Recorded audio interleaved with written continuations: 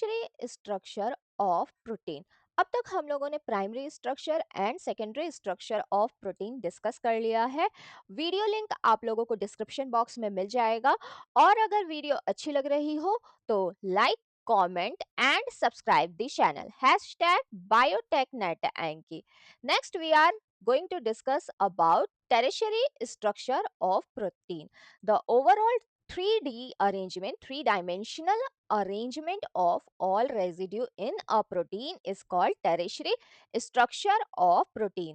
So it is 3D arrangement of all protein residue. All residue present in a protein, 3D, three-dimensional arrangement is called tertiary structure of protein. In contrast to secondary structure, the tertiary structure include large range aspects of amino acid sequences. So, tertiary structure में आपका large range of amino acid sequence arranged होंगे और इस structure को हम लोग tertiary structure कह रहे हैं। इनका 3 dimensional arrangement. Okay, let's suppose a cube. हम लोग यहाँ पे सपोज करते हैं कि कोई क्यूबिकल स्ट्रक्चर है। क्या है? कोई क्यूबिकल स्ट्रक्चर है, 3D क्यूब है। Okay, let's this is our 3D cube space. Okay, ये कोई स्पेस है। तो टेरिशियरी स्ट्रक्चर का मतलब इस स्पेस, पर्टिकुलर स्पेस में अरेंज स्ट्रक्चर, ये 3D अरेंजमेंट और इसकी फोल्डिंग को हम लोग टेरिशियरी स्ट्रक्चर ऑफ प्रोटीन कह रहे हैं। इस पूरे अरेंजमेंट में आपका अल्फा हेलिक्स भी प्रेजेंट होगा, बीटा शीट्स भी प्रेजेंट होंगे, पैरेलल, एंटी पैरेलल, और आपका लूप्स भी प्रेजेंट होगा जो इन दोनों स्ट्रक्चर को कनेक्ट करने का काम कर रहा है। इसीलिए ये large range of amino acid sequences को कवर कर रहे हैं। Okay, in comparison to secondary structure of protein, the amino acid that are far apart in polypeptide chain within a different type of secondary structure may interact with each other to form completely folded structure of a protein. So आपका different जो भी secondary structure है वो arrange होगा और completely folded structure का form करेगा। Okay, और इसी स्ट्रक्चर को हम लोग बोल रहे हैं टेरिशरी स्ट्रक्चर ऑफ प्रोटीन। यानी कि आपके जो डिफरेंट सेकेंडरी स्ट्रक्चर है आपस में इंटरैक्ट करेंगे एक 3D अरेंजमेंट में, एक फोल्डेड फॉर्म में, और इसे हम लोग टेरिशरी स्ट्रक्चर ऑफ प्रोटीन बोल रहे हैं। In tertiary structure, there is an involvement of some additional bonds like disulfide bond, hydrogen bond, hydrophobic and ionic bonds are involved. तो इसमें कौन कौन से बॉन्ड फर्दर इन्वॉल्व हो रहे हैं? हम लोग ने अब तक देखा था प्राइमरी स्ट्रक्चर और सेकेंडरी स्ट्रक्चर में आपका दो बॉन्ड इन्वॉल्व है। पहला है पेप्टाइड बॉन्ड, नेक्स्ट था आपका हाइड्रोजन बॉन्डिंग। नेक्स्ट, इस टेरिशरी स्ट्रक्चर में आपका डाइसल्फाइड बॉन्ड भी प्रेजेंट होगा, हाइड्रोजन बॉन्डिंग भी होगी, हाइड्रोफोबिक इंटरैक्शन होंगे और आयनिक बॉन्डिंग भी देखने को मिलेगा। Okay, the disulfide bond are formed by oxidation of pair of cysteine residue. हम लोगों ने सिस्टीन का स्ट्रक्चर देखा था, उसमें सल्फर ग्रुप प्रेजेंट होता है। तो इसी के ऑक्सीडेशन रिएक्शन से आपका क्या बन रहा है? डाइसल्फाइड बॉन्ड बन रहा है। क्या बन रहा है? डाइसल्फाइड बॉन्ड का फॉर्मेशन हो रहा है। तो सिस्टीन रेजिड्यू में आपका क्या प्रेजेंट है? Sulphur bond. डाइसल्फाइड बॉन्ड भी आपका कोवेलेंट बॉन्डिंग है। These bond make protein globular in shape. तो ये बॉन्ड्स आपका प्रोटीन को ग्लोब्यूलर स्ट्रक्चर प्रोवाइड करता है। ये कौन सा स्ट्रक्चर है? ग्लोब्यूलर स्ट्रक्चर है। Enzyme some enzymes transporter protein, peptide hormone and immunoglobulin are globular in shape, in globe like shape, so it is globular in shape. Okay, ये एक sphere जैसा दिखेगा और कुछ एग्जाम्पल दिए हैं, जैसे कि आपका कुछ एंजाइम्स होते हैं, कुछ ट्रांसपोर्टर प्रोटीन्स होते हैं और कुछ पेप्टाइड हार्मोन्स हैं जो कि आपका ग्लोब्यूलर इन शेप है। In tertiary structure, the polar R group of amino acid residue are located on outside because of their hydrophilic nature। हम लोगों ने कौन कौन से पोलर अमाइनो एसिड्स पढ़े थे, कमेंट बॉक्स में लिख के जरूर बताएं। और अगर आप लोगों को वन लेटर भी कोड भी याद हो गया तो उसे भी कमेंट बॉक्स में लिख के जरूर बताएं। तो पोलर अमाइनो एसिड जैसे आपका aspartate, glutamate, histidine, arginine, lysine, cysteine, serine, threonine.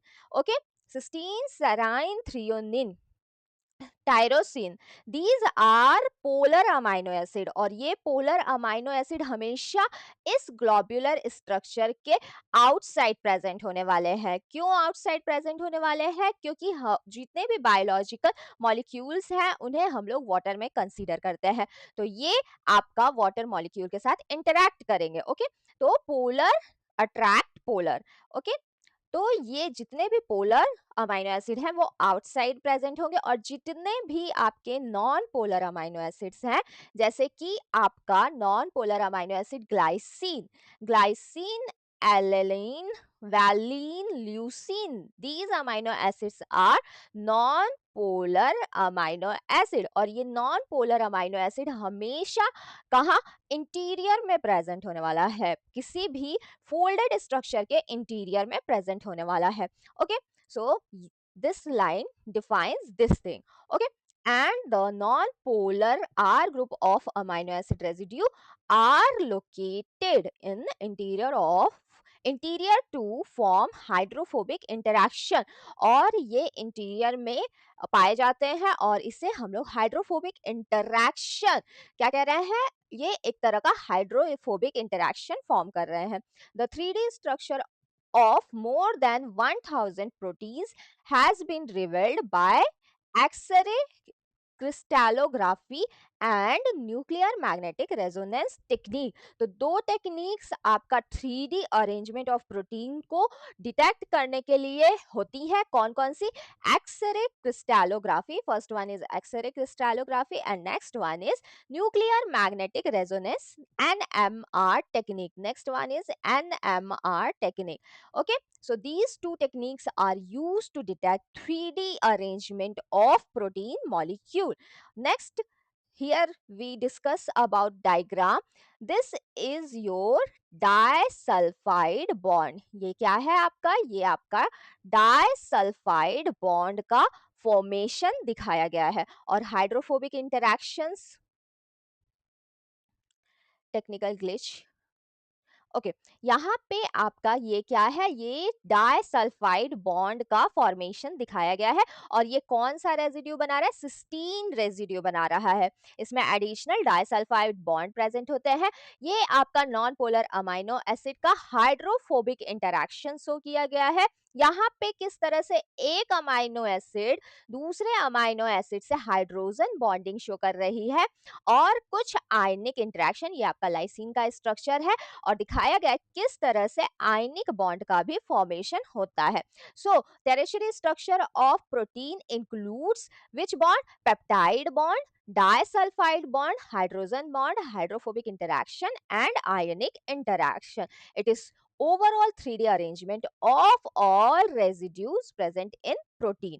Okay, next two techniques are used to detect this arrangement. We call X-ray crystallography and nuclear magnetic resonance. Next, we are going to discuss about quaternary structure of protein. Some proteins may consist of more than one polypeptide subunit, which may be identical or different in their primary structure.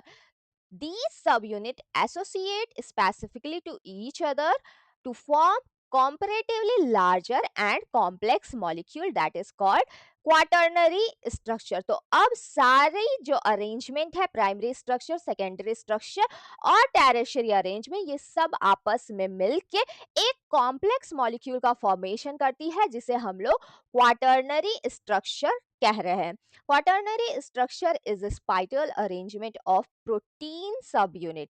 These subunits are stabilized by hydrogen bonding, electrostatic interaction, ionic bond and disulphide bridges. तो ये जो quaternary structure form हुआ, उसमें आपका वो stabilise किससे हो रहा है? हाइड्रोजन बॉन्ड से हो रहा है। इलेक्ट्रोस्टैटिक इंटरैक्शन से स्टेबलाइज किया जा रहा है, स्टेबिलिटी लाई जा रही है। आयनिक बॉन्ड और डाइसल्फाइड ब्रिजेस। डाइसल्फाइड ब्रिजेस आप लोगों ने देख लिया था, this is called disulphide bridges. तो टेरेशरी स्ट्रक्चर आपका कॉम्प्लेक्स मॉलिक्यूल है, जो कि सभी तरह के प्राइमरी, सेकेंडरी और टेरेशरी स्ट्रक्चर के कॉम्प्लेक्स से बन रहा है, मिलके बन रहा है क्वाटर्नरी स्ट्रक्चर। क्वाटर्नरी स्ट्रक्चर आपका एक कॉम्प्लेक्स मॉलिक्यूल है, ओके। और इनमें कौन कौन सी बॉन्डिंग होती है जो इसे स्टेबलाइज करती है? Hydrogen bond, electrostatic interaction, ionic bond and disulphide bridges. Depending upon subunit numbers, the quaternary structure may be dimer. अगर सब यूनिट टू सब यूनिट का बना हुआ क्वाटर्नरी स्ट्रक्चर है, उसे डाइमर कहेंगे।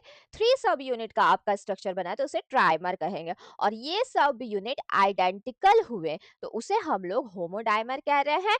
और होमोडाइमर अगर दो आइडेंटिकल यूनिट से सब यूनिट से बन रहा है तो उसे हम लोग होमोडाइमर कह रहे हैं। या फिर तीन आइडेंटिकल सब यूनिट से बना है तो उसे होमोट्राइमर कह रहे हैं। Whereas non-identical subunit forms heterodimer, hetero means होता है different, अगर वो टू डिफरेंट सब यूनिट से बन रहा है तो उसे हम लोग हेट्रोडाइमर कह रहे हैं। और अगर वो दो सिमिलर सब यूनिट से बन रहा है तो उसे हम लोग होमोडाइमर कह रहे हैं। Same with heterotrimer etcetera. The quaternary structure of haemoglobin is given in figure 3.28। तो ये हीमोग्लोबिन का क्वाटर्नरी स्ट्रक्चर है, जो कि आपका हेट्रो डाइमर है। क्यों है हेट्रो? सॉरी, हेट्रोटेट्रामर है, क्योंकि इसमें फोर डिफरेंट क्या है ये है आपका हेट्रो टेट्रामर, क्योंकि इसमें आपके फोर सब यूनिट इन्वॉल्व है। कितने सब यूनिट इन्वॉल्व है? 1 2 3 4 सब यूनिट्स इन्वॉल्व है। Two subunits are identical in nature, okay. तो इस तरह का स्ट्रक्चर हुआ, ये एक तरह का हेट्रोटेट्रामर हुआ। इसमें आपका अल्फा टू बीटा टू सब यूनिट इन्वॉल्व होती हैं, ओके। ये सारी चीजें अब तक हम लोगों ने कवर कर लिया और यहीं से हमारा प्रोटीन फोल्डिंग का जो टॉपिक था वो फिनिश हो गया। Next we are going to start with nucleic acid.